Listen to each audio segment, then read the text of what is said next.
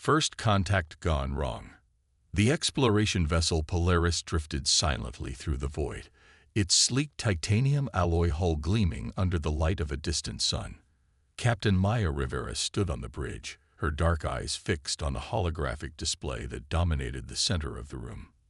The anomalous signal they had detected 3 days ago had led them to this uncharted system.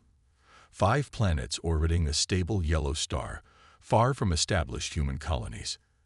"Anything new, Dr. Chen?" Rivera asked, turning to the ship's chief science officer. Dr. Elias Chen adjusted his spectacles as he studied the complex data patterns flowing across his console. "The signal is definitely artificial, Captain. Structured, repeating, and unlike anything in our databases. It's coming from the 4th planet, a terrestrial world with a nitrogen-oxygen atmosphere." Rivera nodded. The Polaris had been commissioned specifically for this purpose, to venture beyond known space, to make contact with other intelligent species. Humanity had spread across dozens of star systems over the past century, but had yet to encounter another spacefaring civilization. Many had begun to wonder if they were alone in the galaxy. "Prepare a first contact package," Rivera ordered. "Standard protocols. And alert Commander Okafor to ready a landing team." The bridge crew moved with practiced efficiency, each person focused on their assigned tasks. Lieutenant Commander James Okafor, head of security, entered the bridge moments later, his tall frame commanding attention even in the spacious command center. "A potential first contact situation, Captain?" he asked, his deep voice carrying a hint of his Nigerian heritage. "Possibly," Rivera replied. "We're going to investigate the source of the signal. I want your team ready for any scenario." Okafor nodded. "I'll select my best people." As the Polaris approached the 4th planet, they detected structures on the surface, geometric patterns too regular to be natural formations. The excitement on the bridge was palpable. After decades of searching, humanity might finally have found another intelligent species. The communications officer, Lieutenant Sophia Reyes, was the first to notice the change. "Captain, the signal pattern has altered. It's accelerating." Before Rivera could respond, a proximity alarm blared. Chief Tactical Officer Nikolai Volkov's fingers danced across his console. "Unknown vessel detected. It just emerged from behind the planet's moon.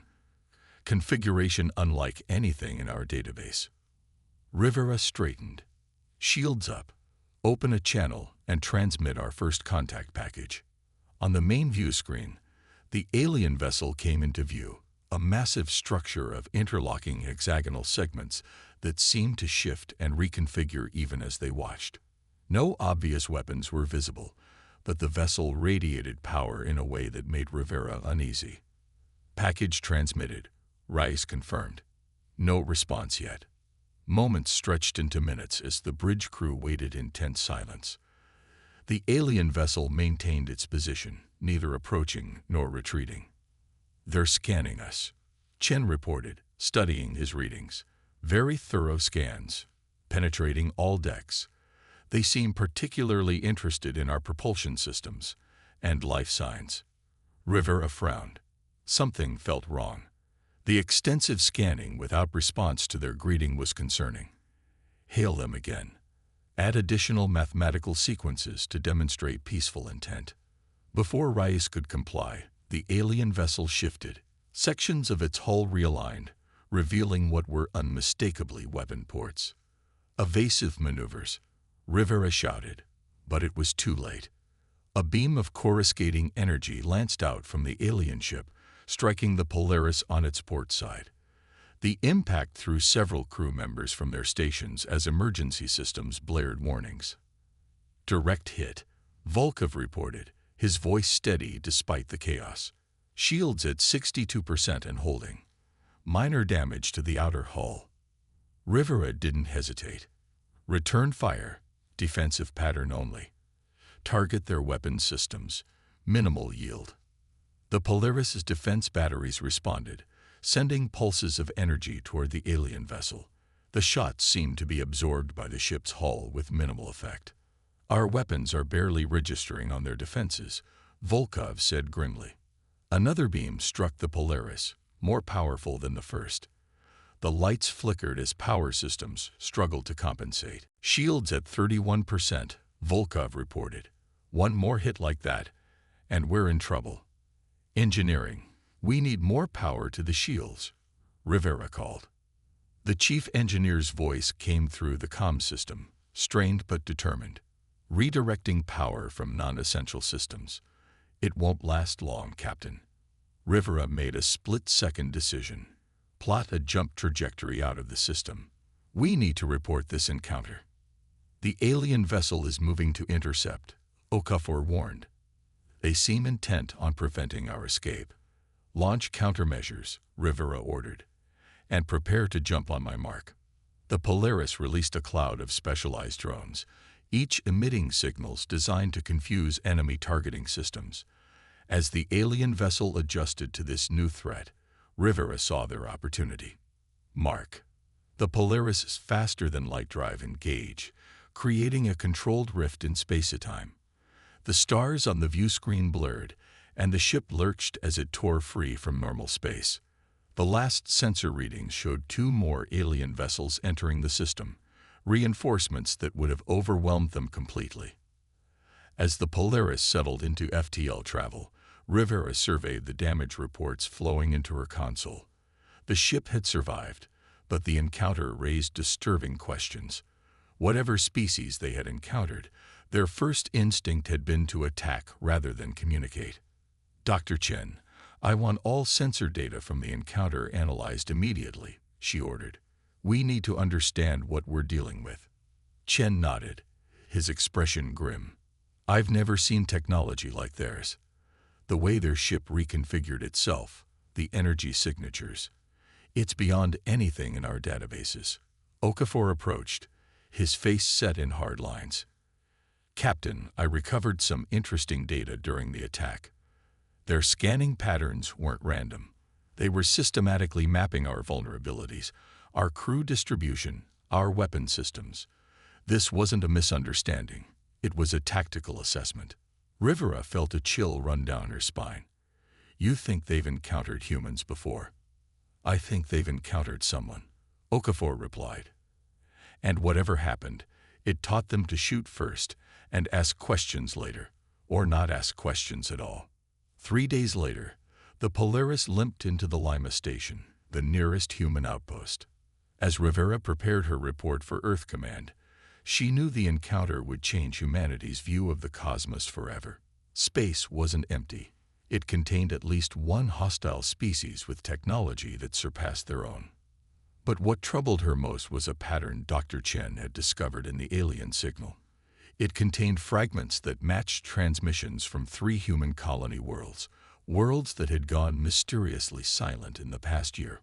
Worlds that Earth Command had assumed were experiencing communication equipment failures. The truth might be far worse. Humanity wasn't just encountering a new species.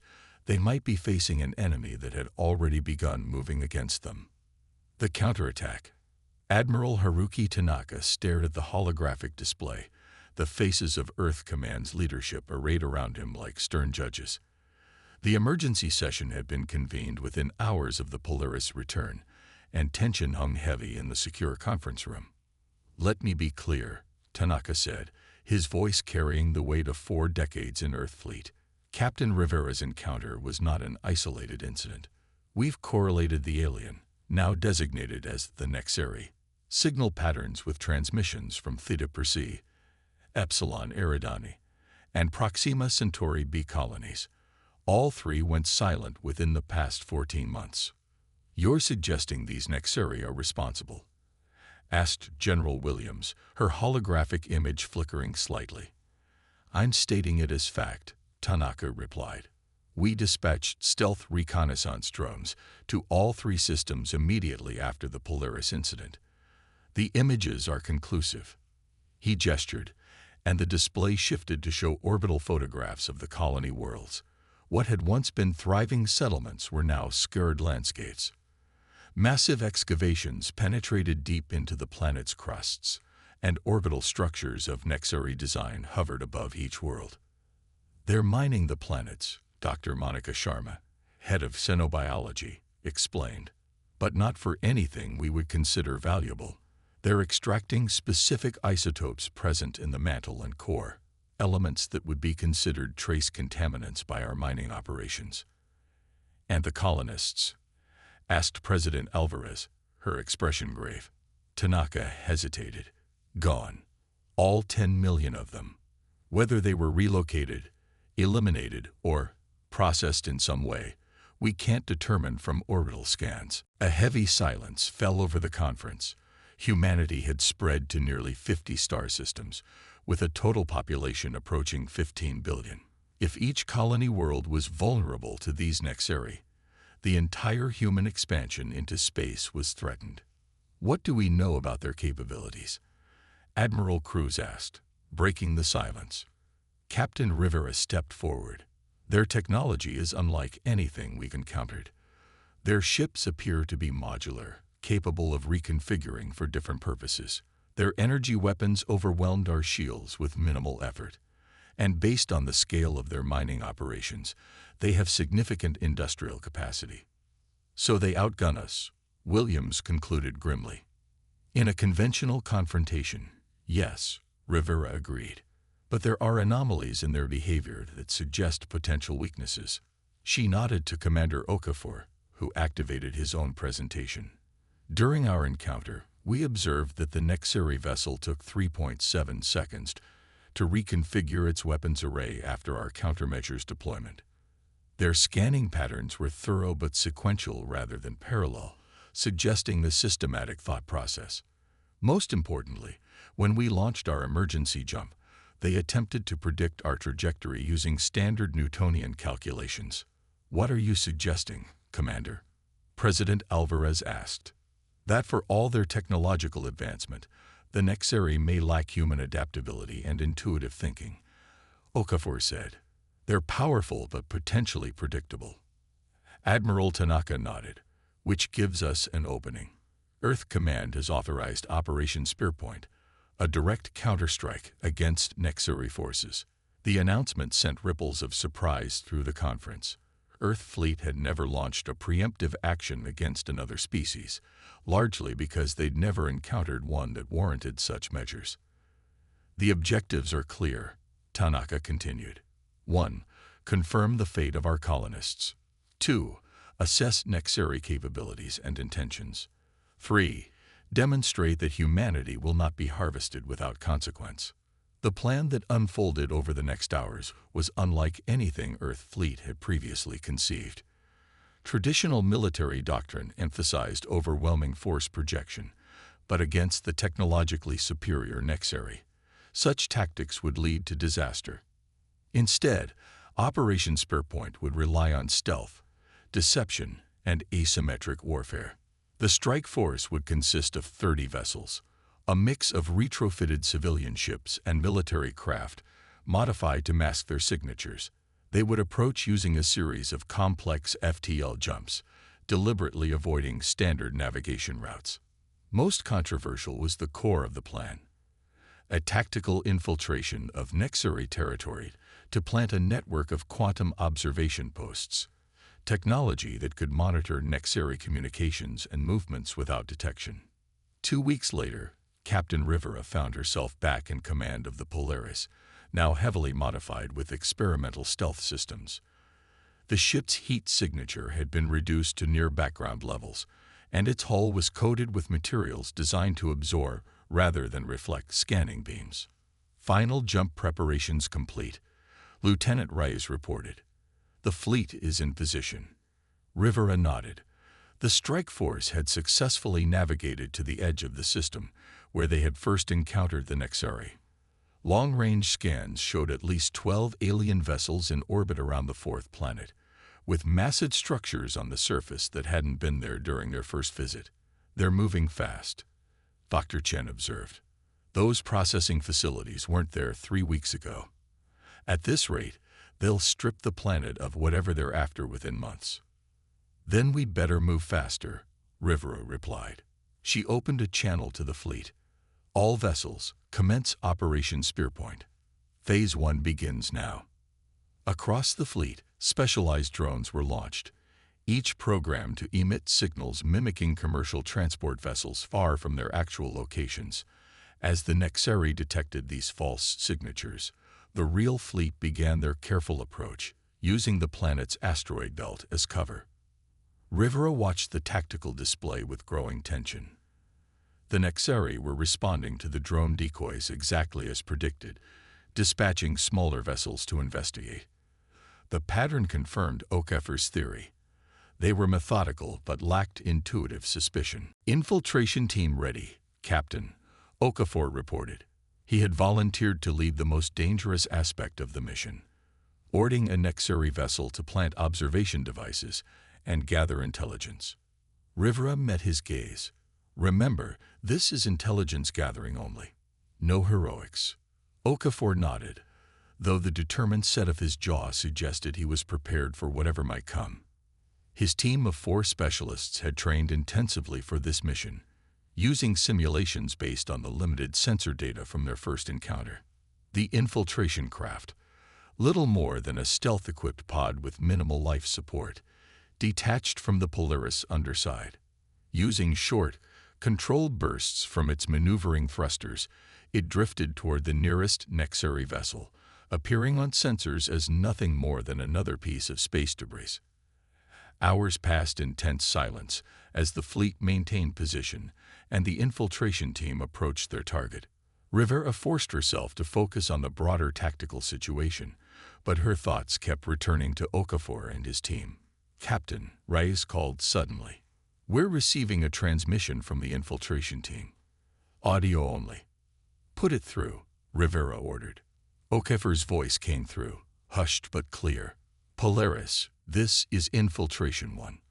We've successfully attached to the Nexeri vessel and gained entry through what appears to be a maintenance access port. The interior environment is breathable, but uncomfortably warm and humid. Gravity approximately 1.2 Earth standard. Any contact with Nexeri personnel?" Rivera asked. "Negative. This section appears to be automated. We're proceeding toward what our scans indicate is a central processing hub." There was a pause, then Okafor continued, his voice tense. "Captain, you need to see this.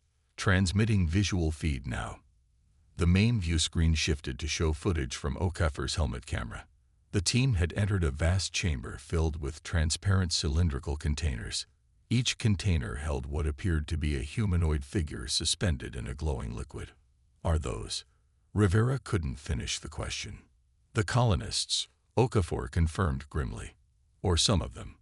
There are thousands of these containers in this chamber alone, and our scans suggest multiple similar chambers throughout the vessel."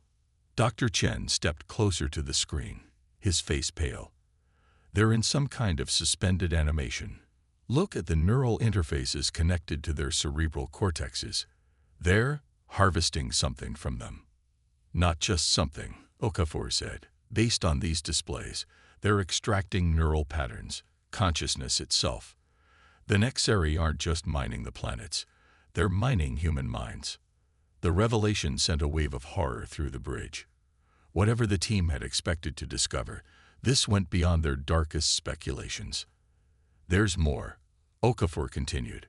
"We've identified what appears to be their central communication system. It's unlike anything we've seen, a crystalline structure that seems to process and transmit information without electronic components as we understand them." "Can you place the observation devices?" Rivera asked. "Affirmative. We're deploying them now." "But Captain, I'm also downloading their navigational data. It contains coordinates for dozens of systems, potential targets for future harvesting operations." Rivera's blood ran cold. "How many are human colonies?" There was a long pause before Okafor answered. "All of them, Captain. Every system in their database corresponds to a human colony or outpost. They're systematically targeting us. And based on the sequence data, they plan to hit New Terra next, our largest off-Earth colony with a population of 30 million. The implications were staggering. This wasn't random alien aggression. It was a calculated campaign against humanity specifically. But why? What made humans valuable to these creatures? Before Rivera could process these questions, alarms blared across the bridge. Multiple Nexari vessels changing course, Volkov reported urgently. They've detected something. They're heading directly for the infiltration team's position. Okafor, abort mission, Rivera ordered. Get back to your craft immediately. Negative, Captain, came the steady reply. Download at 68%. This data is too valuable. We need another 3 minutes. Rivera wanted to order them out, but she knew he was right. Without understanding what they were facing, humanity had no chance of survival. You have 2 minutes, she said. Then you pull out, regardless of download status. As the Nexari vessels converged on the infiltration team's location, Rivera faced the most difficult decision of her career. The mission parameters were clear: remain undetected, gather intelligence, and withdraw. Engaging the Nexari directly would risk the entire fleet. But leaving Okafor and his team to certain capture or death was unthinkable. All vessels, this is Captain Rivera, she transmitted to the fleet. Prepare for emergency engagement. Weapons free, selective targeting only. We're creating an extraction corridor for our people. As the human fleet broke cover, Rivera knew they were committing to a battle they might not survive. But sometimes the only way forward was through the heart of the storm. Turning the tide. Nexari vessels responding to our emergence, Volkov reported, his voice tense but controlled. They're reconfiguring for combat. On the main view screen, the hexagonal segments of the alien ships shifted, weapons ports opening like mechanical flowers preparing to bloom. Their methodical precision was both fascinating and terrifying. All ships implement Chameleon Protocol, Rivera ordered. Across the human fleet, specialized systems activated, causing the energy signatures of each vessel to fluctuate and change. To Nexari sensors, it would appear as though ships were vanishing and reappearing in different locations, an electronic shell game designed to confuse their targeting systems. Extraction team status, Rivera demanded. They've completed the data download and are returning to their craft, Rise reported. Estimated 4 minutes until they clear the Nexari vessel. Rivera nodded grimly. That's 4 minutes we need to buy them. Tactical. Target the nearest Nexari vessel's propulsion system. Minimal yield. Precision strike only. The Polaris's weapons officer acknowledged the command, and moments later, a concentrated energy pulse struck the Nexari ship's drive section. The impact was minor, barely enough to register as damage, but it accomplished its purpose. The Nexari vessel's attention shifted toward the Polaris, away from the infiltration team's location. They're responding, Volkov warned. Energy buildup detected. They're preparing to fire. Evasive pattern Delta, Rivera commanded, and deploy countermeasures. The Polaris banked sharply, releasing a cloud of specialized drones that emitted false energy signatures. The Nexari vessel fired, its beam cutting through empty space where the Polaris had been moments before. Across the system, the human fleet executed similar maneuvers, striking with precision, then vanishing before the Nexari could effectively respond. It was a dangerous dance, one that couldn't be maintained indefinitely against superior forces, but it was buying precious time. Infiltration team is clear of the Nexari vessel, Rise announced. They're on approach to rendezvous point. Rivera allowed herself a moment of relief before turning to the next challenge. Signal the fleet. Begin withdrawal sequence as soon as the team is recovered. But the situation was deteriorating rapidly. The initial surprise of the human attack was wearing off, and the Nexari were adapting their tactics. 3 human vessels had already taken significant damage, and the Nexari were beginning to anticipate the fleet's evasion patterns. Captain, Chen called urgently from his station. I've been analyzing the data the infiltration team transmitted. There's something unusual about the Nexari communication system. This isn't the time, Doctor, Rivera began, but Chen pressed on. It's relevant to our current situation, he insisted. The crystalline structures they use for communication, they operate on quantum resonance principles.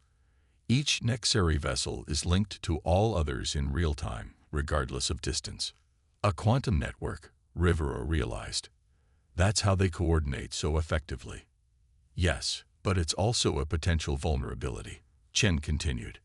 If we could disrupt that frequency, even temporarily, it might break their coordination. Rivera's mind raced with the possibilities. How do we generate the right disruption field? We can modify our FTL drive to emit a specific quantum interference pattern, the chief engineer suggested over the comm. But it would require us to divert power from weapons and shields, and we'd need to be much closer to their command vessel. It was a desperate gamble, but with the fleet increasingly outmatched, desperation was becoming their most valuable resource. Begin the modifications, Rivera ordered. Tactical, identify which Nexari vessel is coordinating their response. Volkov studied his displays. Based on communication patterns, it's the largest vessel, the one orbiting at the planet's L1 point. Rivera nodded. That's our target. Signal the fleet to concentrate fire on the smaller vessels. We need to clear a path. As the infiltration team's craft docked with the Polaris, Okafor rushed to the bridge, his face streaked with sweat, but his eyes burning with purpose. Captain, the data we recovered, it's worse than we thought, he reported. The Nexari aren't just harvesting neural patterns. They're using human consciousness as a computational resource. Each captured mind becomes part of their network, a processing node they can exploit. That's why they're targeting us specifically, Rivera realized. Something about human neural architecture makes us valuable to them. Our adaptability, Chen suggested. Human brains excel at pattern recognition and creative problem-solving in ways artificial systems still can't match. The horrible irony wasn't lost on Rivera. The very quality that might give humanity an edge against the Nexari was what made them targets in the first place. The FTL drive modifications are complete, engineering reported. But we'll need to be within 5,000 kilometers of the command vessel for maximum effect. 5,000 kilometers in space combat was practically point-blank range, well within the Nexari's most effective weapons envelope. The Polaris would be exposed and vulnerable. Understood, Rivera acknowledged. All hands, prepare for high-G maneuvers. This is going to get rough. The human fleet executed a coordinated attack, focusing their fire on the smaller Nexari vessels, blocking access to the command ship. 3 alien craft were disabled in the initial barrage, creating a temporary gap in their defense formation. Now, Rivera ordered, maximum thrust. The Polaris surged forward, its engines pushed beyond safe limits. The ship shuddered under the strain as it accelerated directly toward the massive Nexari command vessel. They're responding, Volkov warned. Multiple weapons locking onto us. Divert all available power to forward shields, Rivera commanded. Maintain course. The first Nexari energy beam struck the Polaris head-on. The ship's shields flared brilliantly, barely absorbing the impact. Shields at 42%, Volkov reported. One more direct hit and they'll collapse. Distance to target, Rivera demanded. 8,000 kilometers in closing, Rise answered. 20 seconds to optimal range. Another beam lanced out from the Nexari vessel, grazing the Polaris's port side as the helmsman executed a desperate evasive maneuver. Secondary explosions rocked the ship as power conduits overloaded. Shields at 17%, Volkov announced, his voice steady despite the chaos. Multiple hull breaches on decks 4 through 7. Emergency containment holding. 6,000 kilometers, Rise counted down. 10 seconds to optimal range. The Nexari command vessel loomed large on the view screen now, its hexagonal segments realigning to bring additional weapons to bear on the approaching human ship. 5,000 kilometers. Rise called. We're in position. Activate the disruptor, Rivera ordered. The chief engineer's voice came through the comm, strained but determined. Initiating quantum disruption field in 3, 2, 1. The Polaris's modified FTL drive engaged, not to propel the ship through space, but to generate a precisely calibrated interference pattern. Instead of creating a controlled rift in space-time, it produced waves of quantum distortion that spread outward like ripples in a pond. For a moment, nothing seemed to happen. Then, across the system, the Nexari vessels faltered. Their perfect coordination dissolved as the quantum network linking them was temporarily severed. Hexagonal segments moved randomly, weapons powered down or fired at empty space, and propulsion systems initiated contradictory maneuvers. "It's working," Chen exclaimed. "Their network is destabilizing. All ships, this is Captain Rivera," she transmitted to the fleet. "The Nexari are vulnerable. Target their primary systems, weapons, propulsion, and what appear to be their central processing nodes. Maximum yield." The human fleet responded immediately, concentrating their fire on the disoriented Nexari vessels. Ships that had seemed nearly invulnerable just minutes before now took critical damage as precise strikes found weaknesses in their suddenly uncoordinated defenses. On the Nexari command vessel, entire sections went dark as power systems failed. Its fearsome weapons fell silent, and the structured patterns of light that ran through its hull flickered and died. "The disruption field is beginning to degrade," engineering reported. "The drive can't maintain this output much longer." Rivera knew they might not get another chance. "Prepare to transmit Data Package Alpha to all Nexari vessels." Data Package Alpha was a desperate gambit, a virus of sorts, designed by Earth Fleet's best systems specialists based on the information Okafor's team had recovered. It was intended to exploit the same neural interface the Nexari used to harvest human consciousness, but in reverse, sending a cascading feedback loop that would overwhelm their systems. "Disruption field failing," engineering warned. 15 seconds to complete collapse. "Transmit now," Rivera ordered. The virus launched, riding the quantum disruption waves directly into the heart of the Nexari network. As the disruption field collapsed and a quantum network began to reconstitute itself, the virus spread from ship to ship, carried by the very connections the Nexari relied upon. The effect was immediate and devastating. Nexari vessels that had begun to recover suddenly went completely dark, their systems overwhelmed by the cascading feedback. Others began to move erratically, as though their control systems were fighting against themselves. "It's working," Chen said in disbelief. "The virus is propagating through their entire network." The Polaris limped away from the command vessel, its shields depleted and multiple systems offline.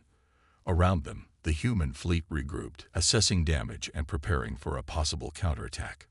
But the counterattack never came.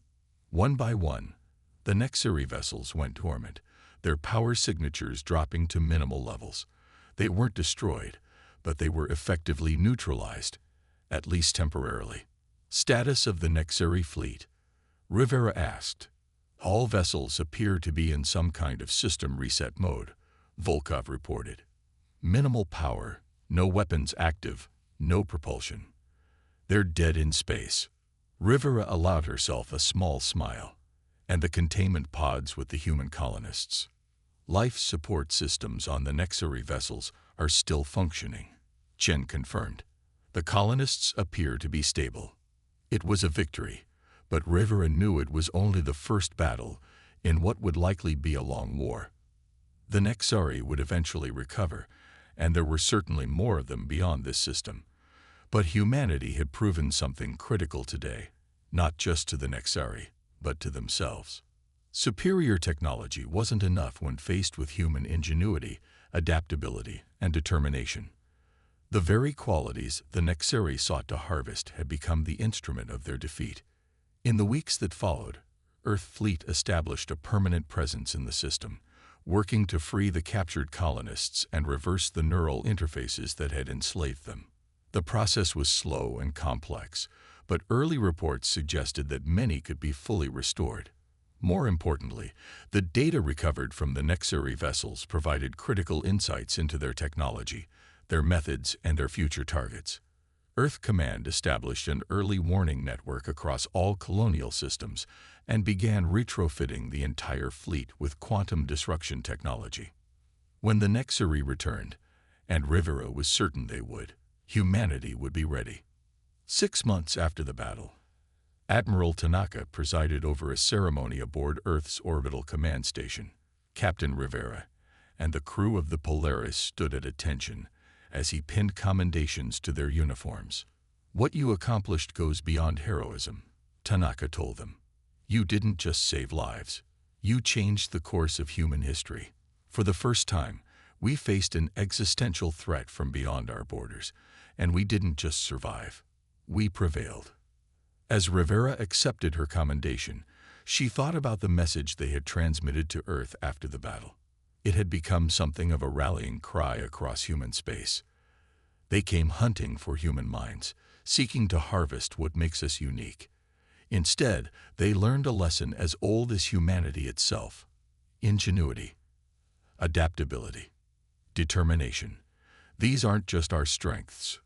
They're our weapons. And we're just getting started. Across the stars, the word spread among the Nexari and any other species watching human expansion. These beings might look fragile, their technology might seem primitive, but underestimate them at your peril. Humanity had announced its presence to the galaxy not just as another spacefaring species, but as a force to be reckoned with.